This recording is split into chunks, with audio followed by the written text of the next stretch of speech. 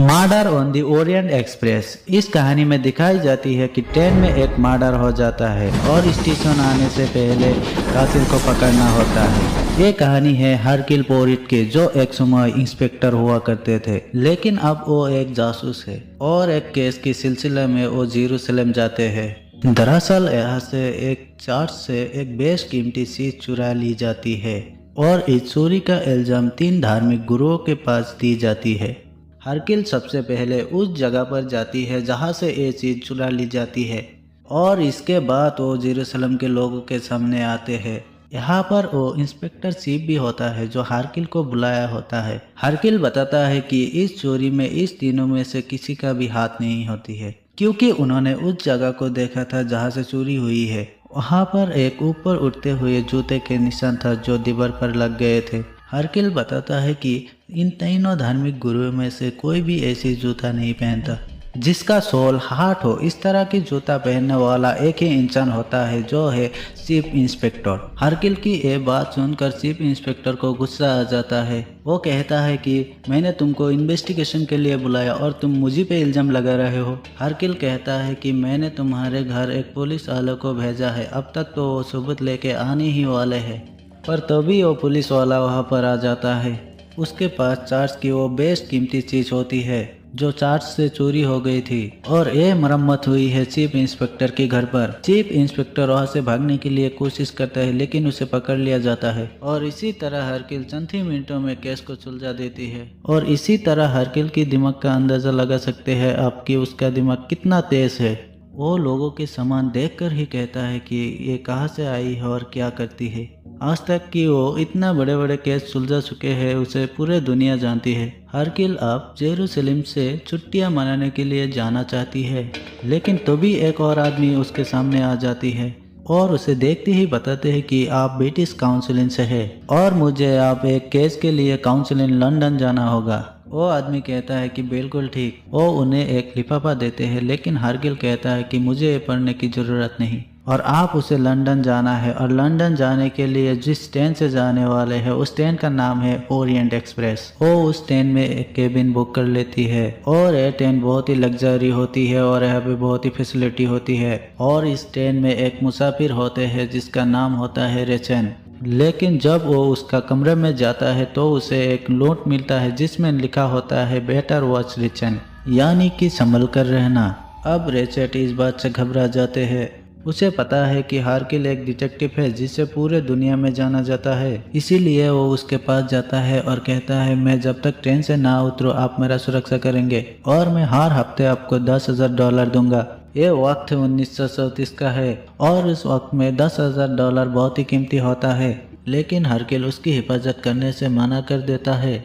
लेकिन हरकिल जानते हैं कि ये खुद एक मुजरिम है। हरकिल कहता है कि मुझे तुम्हारी शक्ल पसंद नहीं है और वो वहाँ से उठ के चला जाता है। रिचर्ड और हरकिल का कमरा आस पास ही होते हैं और जब हरकिल रात को अपने कमरे में लेटे होते हैं तो भी रिचर्ड के कमरे से आवाज आते हैं। रिचर्ड के कमरे के बाहर ट्रेन की एक आदमी होते हैं और जब हरकिल बाहर आती है तो रिचर्ड के कमरे के बाहर ट्रेन की एक स्टाफ होती है। वो बोलता है अंदर सब ठीक है, अंदर से आवाज आती है सब ठीक है। इसके बाद ट्रेन की स्टाफ के आदमी भी चला जाता है। हरकिल भी अपने कमरे में दोबारा लेट जाते हैं। इसके बाद फिर से आवाज आते हैं और जब हरकिल बाहर आता है तो देखती है एक लेडी भाग कर जा रही है और वहाँ बाहर दिखाई जाती है एक बर्फीला तूफान चल रही होती है और ट्रेन पटरी से उतर जाती है। हालांकि किसी को चोट नहीं पहुँचती, लेकिन वो मुसाफिर बीच रास्ते में फंस चुके थे।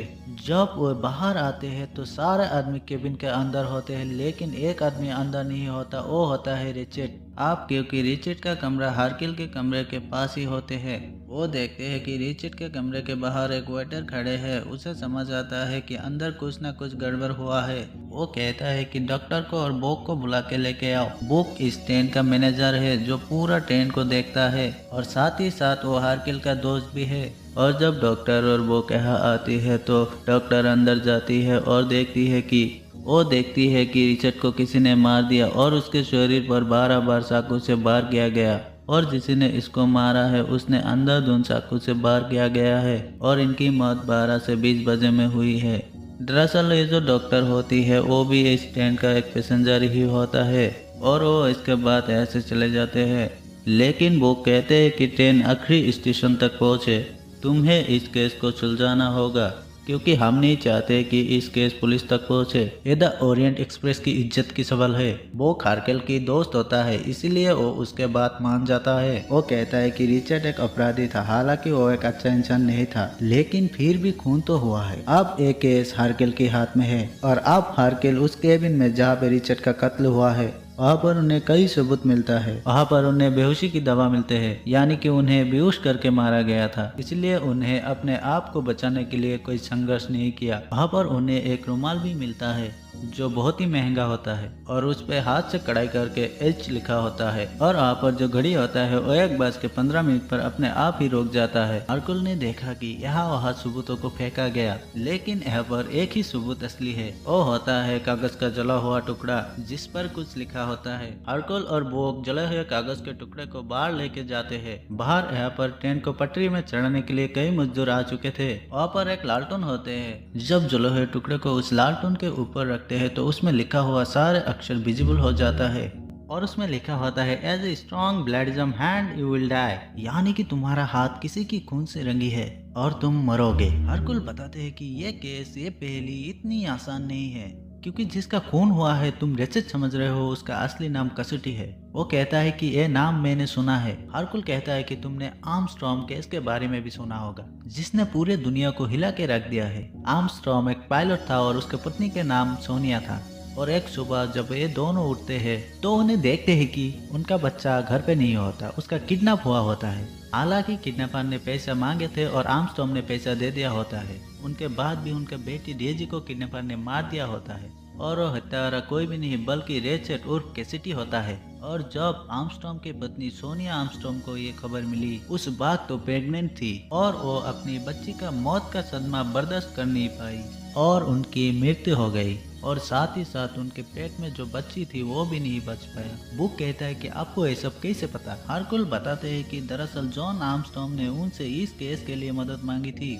लेकिन इससे पहले कि वो उस तक पहुंच पाते जॉन आर्मस्ट्रॉन्ग ने अपने आप को गोली मारकर जान ले ली थी और इस तरह रेचेट उर्फ कैसिटी की वजह से जॉन आर्मस्ट्रॉन्ग, जो कि बहुत ही अच्छे इंसान थे, उनका पूरा परिवार खत्म हो गया। तभी यहाँ पर कोई और आती है और कहती है कि आपको मिसेस हार्बर्ट बुला रही है। हरकुल और बुक मिसेस हार्बर्ट के पास जाती है और वो बताते हैं कि खूनी कल रात मेरे कमरे में आया था, लेकिन मेरे बदले शायद रेसिट को मार दिया और वो अनजान आदमी के बारे में मैंने ट्रेन की कंडक्टर से भी बताया था, लेकिन उसने भी मेरे बात पर यकीन नहीं किया और मेरे पास सबूत है कि कोई और आदमी मेरे कमरे में आया था और वो उन्हें एक कोट का बटन देते हैं। जब बुक उस बटन को देखती है तो वो कहती है कि ये कंडक्टर की कोट के बटन है और वो सामने जो कंडक्टर होता है वो कहती है कि मेरा वर्दी में तो सारे बटन है। मिसेस हार्बर्ट कहती है कि आप इसे क्या कहेंगे। हरकुल बोलते हैं कि मैं इसे सबूत कहूंगा और उसके बाद हरकुल उस कंपार्टमेंट में जितने भी लोग होते हैं उनके साथ एक एक करके बात करते हैं, लेकिन उसके हाथ कोई भी पुख्ता सबूत नहीं लगते। लेकिन आप इसी कंपार्टमेंट में एक लेडी सफर कर रही होती है जिसके नाम होते हैं प्रिंसेस टेगोमिरोव और जब हरकुल उससे पूछताछ करते हैं, रात को 1 बजे मेरी गवर्नेंस ने मुझे मालिश की, उसके बाद मैं सो गई। हरकुल कहता है कि आप किसी आर्मस्ट्रॉन्ग फैमिली को जानती थी। ओए कहता है कि मैं डेजी आर्मस्ट्रॉन्ग की गॉड मदर थी। डेजी वो बच्ची थी जिसका रेचेट उर्फ कैसिटी ने कत्ल की थी। उसने डेजी का पहले अपहरण किया और पैसा मिलने के बाद भी उसे मार दिया। प्रिंसेस डेजी कहती है कि मैं डेजी का गॉड मदर होने के साथ साथ डेजी आर्मस्ट्रॉन्ग की नानी, जिसका नाम लिंडा आर्डन है, उनकी भी बहुत बड़ी प्रशंसक थी। वो भी एक बहुत बड़ी अभिनेत्री थी, लेकिन इस हादसे के बाद उन्होंने अपने आप को कला के दुनिया से हमेशा के लिए दूर कर लिया और वो अब घर से बाहर भी नहीं निकलती। प्रिंसेस कहती है कि आर्मस्ट्रॉन्ग फैमिली का इससे क्या ताल्लुक। हरकुल कहता है कि कल रात को जिसका कत्ल हुआ उसका असली नाम कैसिटी था, वही आदमी जिसका डेजी आर्म्स को पहले अपहरण किया और उसके बाद उसे मार दिया। और ये सुनने के बाद प्रिंसेस टेगोमिरोव उसके मौत पर थूक देता है क्योंकि वो उस इंसान से नफरत करती है। यहाँ पर प्रिंसेस की जो गवर्नेंस होती है हारकुल उससे भी पूछताछ करती है और उसे जो रुमाल दिखाती है जो उसे उस जगह मिला था जहाँ पर कत्ल हुआ है, क्योंकि गवर्नेंस की नाम हिलग्रिड है और रुमाल पर भी एच लिखा होता है, इसीलिए वो उनसे पूछती है क्या ये तुम्हारा है। वो कहता है कि ये बहुत महंगा है, ये मेरा रुमाल नहीं है। इसके बाद हारकुल पूछती है कि कल रात को क्या हुआ था। जैसा कि प्रिंसेस बताया, कल रात उनकी मसाज कर रही थी। हारकुल बताता है कि तुमने आते या जाते हुए किसी को देखा। वो बताता है कि मैंने दूसरे कंडक्टर को देखा, इसके अलावा मैंने किसी को नहीं देखा। और ये सुनकर हारकुल और बुक पूरी तरह से हैरान हो जाते हैं, क्योंकि इस कंपार्टमेंट में सिर्फ एक ही कंडक्टर होता है। वो समझ जाते हैं कि होवर्ड जिसने उन्हें वो बटन दिया था वो सही है, और अब उन्हें शक है कि कातिल कंडक्टर के कपड़े पहन के आया था और वो ड्रेस को ढूंढना चाहती है जिसका बटन उनके पास है। वो सभी का सामान चेक करता है लेकिन उन्हें वो ड्रेस कहीं नहीं मिलता। और तब हारकुल बोलते हैं कि हमने सभी का सामान चेक कर लिया सिवाय एक की, और वो एक मैं हूँ। जब वो अपना बैग चेक करता है तब उन्हें कंडक्टर का ड्रेस तो नहीं, लेकिन उन्हें लाल रंग के किमोनो मिलता है जो कि वो एक जापानीज ड्रेस है।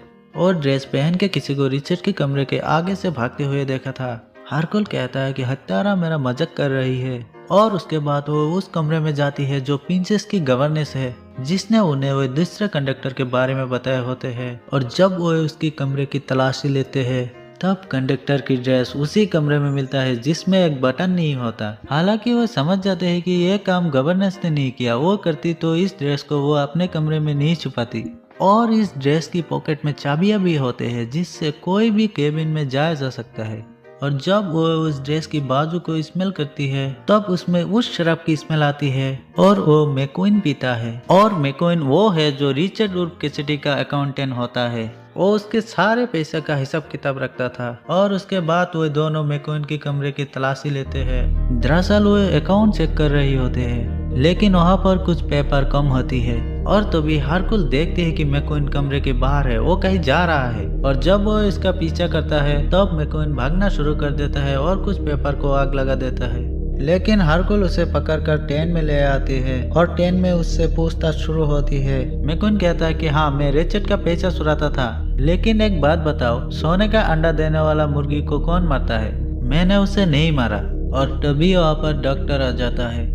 डॉक्टर बताते हैं कि इन्होंने खून नहीं किया क्योंकि कल रात से ये मेरे पास थे। इसके बाद वो डॉक्टर से पूछताछ करते हैं और डॉक्टर को वो पाइप क्लीनर दिखाती है। और इस पूरे ट्रेन में बस आप ही है जो पाइप पीते हैं, और इस पाइप क्लीनर हमें उस हत्या वाली जगह पर मिला था। डॉक्टर कहते हैं कि हम लोगों को बचाते हैं लेकिन मारते नहीं। हारकुल ये भी बोलती है कि आपकी जाति का डॉक्टर खूबी कम है। दरअसल ये वो वक्त था जहाँ पर काले और गोरों के बीच में भेदभाव किया जाता था, और इस वक्त में काले लोगों को कोई भी अपॉर्चुनिटी नहीं मिलती थी। डॉक्टर उन्हें बताते हैं कि मैं आर्मी में शार्प शूटर था, मैंने कई ऑफिसर की जान बचाई। तब लोगों ने सही अर्थ में सही दिमाग के साथ अहमियत दी और मेरी एजुकेशन में मदद की, और इसलिए मैं डॉक्टर बन गई। हारकुल डॉक्टर को बताते हैं कि क्या आप किसी कर्नल जॉन आर्मस्ट्रॉन्ग को जानती थी? वो मना कर देते हैं। वो कहते हैं कि मैं इस नाम के आदमी से कभी नहीं मिला। उसके बाद हारकुल एक बार फिर मैक्वीन के पास आते हैं और वो उनसे कहते हैं कि एक बहुत बड़ा फेमस लॉयर थे, उसका नाम मैक्वीन था। वो बहुत बड़ी लॉयर थी और वो न्यू जर्सी में रहती थी, जो आर्मस्ट्रॉन्ग की केस लड़ रहे थे। मैक्वीन कहता है कि हाँ, वो मेरे पिता थे, लेकिन इस केस में वो किसी को भी दोषी ठहरा नहीं पाए, इसीलिए उन्हें प्रेशर डाला गया कि एक नौकरानी को जिसका नाम सुजन था उसे इसमें दोषी ठहरा दी जाए। और मेरे पिता ने प्रेशर में आकर ऐसा ही किया, लेकिन सुजन ने प्रेशर में आकर आत्महत्या कर ली। और जब तक पता चला कि कैसिडी असली गुनहगार है, वो वहाँ से भाग चुका था। और इसीलिए हारकुल कहती है कि तुमने कैसिडी को पूरी तरह से कंगाल कर दिया और उसके बाद उसे मार दिया। जूनियर मैक्वीन पूरी तरह से फंस चुका है, लेकिन तभी एक चीख की आवाज आती है और सबके सब उस केबिन में पहुंचते हैं जहां से आवाज आई थी। तब वह देखती है कि कैरोलिन होवर्ड को किसी ने छुरी घोंप दी होती है। कैरोलिन होवर्ड वही है जिसने कंडक्टर के कोट के बटन दिया था। अगर मैक्वीन कातिल है तो यहाँ पर किसने कैरोलिन होवर्ड को चाकू मारा? और एक बार यह केस पूरी तरह से उलझ जाता है। हालांकि कैरोलिन होवर्ड को जान नहीं जाती, वो इसमें बच जाती है, लेकिन ये बर्दाश्त से मैक्वीन के ऊपर से पूरी तरह से शक हट जाती है। हारकुल इसके बाद उसी कंपार्टमेंट में दूसरे कमरे पर जाती है जहां पर एलिना नाम की एक लेडी अपने पति के साथ सफर कर रही होती है। हारकुल उनसे उसकी पासपोर्ट मांगती है और वो देखती है कि एलिना नाम की ई अक्षर से छेड़छाड़ की गई होती है और वो उनसे कहती है कि तुम्हारे नाम एलिना नहीं बल्कि हेलिना है, तुमने पहला अक्षर क्यों बदला। हेलिना कहती है कि तुम्हें एक रुमाल मिला जिसमें एच लिखा है और मेरे पति नहीं चाहते थे कि तुम हम पे शक करो, इसलिए हमने पासपोर्ट का पहला अक्षर बदल दिया। लेकिन हरकुल समझ जाता है कि ये डेजी आर्मस्ट्रॉन्ग जिस बच्चे का कत्ल हुआ था उसके मॉम सोनिया आर्मस्ट्रॉन्ग की बहन है और अब उसकी शक के दायरे में और एक इंसान आ चुका है। लेकिन रेचेट उर्फ कैसिडी का कत्ल करने का उनके पास भी एक बहुत बड़ा रीजन है। जब हरकुल उससे पूछताछ करते हैं तभी एलिना के पति उस पर हमला कर देते हैं, लेकिन वहाँ पर बाहर तभी एक प्रोफेसर आ जाता है जो इस ट्रेन में इन्हीं का कंपार्टमेंट में सफर कर रही है और वो वहाँ से उन्हें ले जाते हैं। लेकिन हरकुल उनका झूठ पकड़ लेते हैं। वो बताते हैं कि मैं प्रोफेसर नहीं हूँ, मैं एक डिटेक्टिव हूँ जो पहले पुलिस में काम किया था और रेचेट उर्फ कैसिडी ने मुझे इसलिए हायर किया था ताकि मैं एक छोटे कद वाले काले आदमी को ढूंढ सकूं। और मैं पूरी रात हॉल पर नजर रख रहा था, अगर वहाँ से कोई गुजरा होता तो मैं उसे जरूर देखता। ये कहकर वो वहाँ से चला जाता है। अब हरकुल एक और लेडी से मिलता है जिसका नाम होता है डेविन हैम और डेविन हैम ने भी इससे बहुत झूठ बोला है और हरकुल इसका पर्दाफाश कर देते हैं कि मैं जानता हूँ कि आप डेजी आर्मस्ट्रॉन्ग जिसका रेचेट ने अपहरण करके मर्डर किया था, क्योंकि आप उस वक्त देखभाल करती थी जब अपहरण हुआ और आपने रेचेट उर्फ कैसिडी को कत्ल किया है। लेकिन वहाँ पर वो कुछ बोलती तभी वहाँ पर डॉक्टर आ जाता है और वो हरकुल पर गोली चलाती है। गोली उनके कंधों को छूकर निकल जाती है जिससे वो जख्मी हो जाती है और वो कहता है कि कत्ल मैंने किया, क्योंकि जॉन आर्मस्ट्रॉन्ग जिसको कैसिडी ने मारा था वो मेरे बहुत अच्छे दोस्त थे और उन्होंने मुझे मेडिकल कॉलेज भेजा जिसके वजह से मैं डॉक्टर बन पाई। लेकिन कैसिडी ने उनके पूरे जिंदगी उनके पूरे परिवार को तबाह करके रख दिया और इसलिए मैंने उसका मर्डर किया। और वो उसको ये बातें बता रहा था तभी ट्रेन जो पटरी से उतर चुका था उसे पटरी में डाल दिया जाता है जिससे ट्रेन हिल जाती है।